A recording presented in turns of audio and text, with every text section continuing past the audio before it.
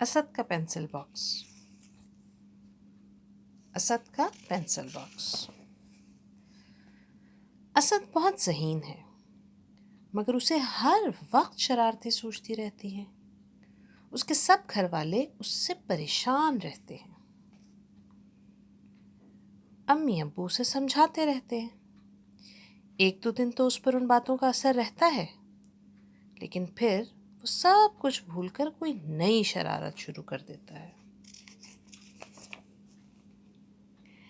اپنی چیزوں کی تو وہ بالکل ہی پرواہ نہیں کرتا۔ پینسل کی نوک بنانا شروع کرتا ہے تو اسے بنا بنا کر چھوٹا کر دیتا ہے۔ ربڑ کو میز پر رگڑ رگڑ کر توڑ ڈالتا ہے۔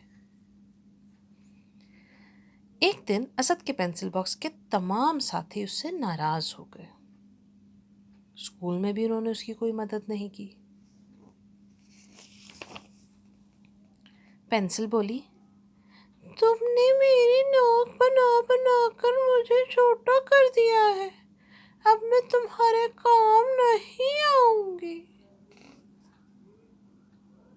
ربر بھی رونے لگا، تم نے میرے ٹکڑے ٹکڑے کر دیے، اب میں تمہارے کام نہیں آؤں گا۔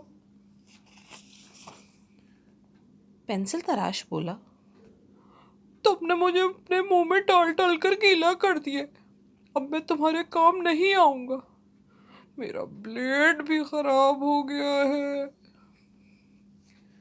رنگوں کے چاک بولے، تم نے ہمارا چورا چورا کر دیا ہے، ہم بھی تمہارے کام نہیں آئیں گے۔ ان کی باتیں سن کر اسد رونے لگا۔ اسد کی رونے کی آواز سن کر اس کی امی کمرے میں آئیں۔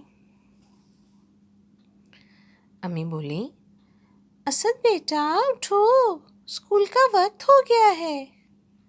اسد جاگ گیا اور بولا، امی میں نے آج بہت ہی برا خواب دیکھا ہے۔ میرے پینسل باکس کی سب چیزیں مجھ سے ناراض ہیں، کوئی بھی اسکول میں میری مدد نہیں کر رہا۔ امی بولی، بیٹا تم اس کا خیال رکھا کرو تو وہ تم سے ناراض بھی نہیں ہوں گی اور تمہارا کام بھی خوب اچھا کریں گی۔ اسد نے دل میں کچھ سوچا، اپنا پینسل باکس کھولا اور مسکرایا۔ اسے لگا جیسے اب یہ سب چیزیں اس کے کام آئیں گی۔